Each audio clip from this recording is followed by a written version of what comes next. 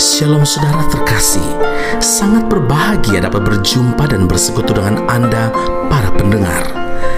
Bilangan 33 ayat yang ke-52, maka haruslah kamu menghalau semua penduduk negeri dari depanmu dan membinasakan segala batu berukir kepunyaan mereka, juga haruslah kamu membinasakan segala patung tuangan mereka dan memusnahkan segala bukit pengorbanan mereka. Saudara, melanjutkan firman Tuhan yang disampaikan sebelumnya. Firman Tuhan hari ini kembali menegaskan bahwa Tuhan memerintahkan agar bangsa Israel menghalau semua penduduk lokal yang menempati tanah Kanaan, tanah yang dijanjikan Tuhan untuk menjadi milik kepunyaan bangsa Israel.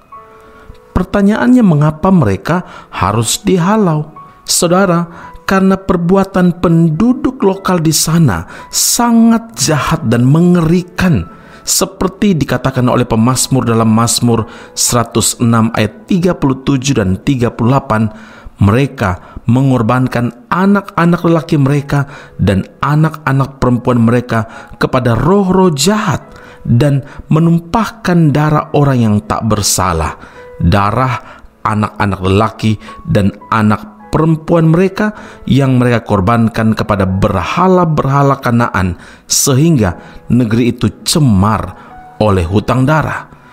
Jadi mereka memiliki kebiasaan mempersembahkan korban kepada dewa-dewa dan hidup di dalam kenajisan, saudara. Karena itu Tuhan memperingatkan bangsa Israel dengan keras. Bilangan 33 ayat yang ke-55, jika kamu tidak menghalau penduduk negeri itu dari depanmu, maka orang-orang yang kamu tinggalkan hidup dari mereka akan menjadi seperti selumbar di matamu dan seperti duri yang menusuk lambungmu, dan mereka akan menyesatkan kamu di negeri yang kamu diami itu. Jadi, semua penduduk lama yang mendiami Kanaan harus dimusnahkan tanpa terkecuali. Jika tidak, bangsa Israel akan terkena dampak yang tidak baik di kemudian hari. Tapi ternyata bangsa Israel tidak taat sepenuhnya kepada Tuhan. Mereka tetap berkompromi dengan tidak memusnahkan semua penduduk yang tinggal sebelumnya di situ. Akibatnya, perlahan tapi pasti pengaruh dari kebiasaan-kebiasaan dosa yang dibuat penduduk itu mulai merasuk dan memberi dampak yang luar biasa mengerikan bagi setiap orang-orang Israel. Firman Tuhan berkata, janganlah kamu sesat.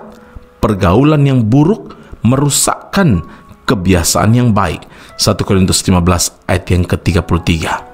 Saudaraku, Tuhan menjanjikan Kanaan kepada kita, suatu kehidupan yang penuh dengan berkat dan juga pengharapan. Tapi berkat itu tidak akan dapat kita nikmati bila kita masih melakukan kebiasaan yang lama, kehidupan yang lama, mengenakan manusia yang lama yang tidak berkenan kepada Tuhan. Ingat, taat itu perlu seutuhnya, bukan setengah-setengah.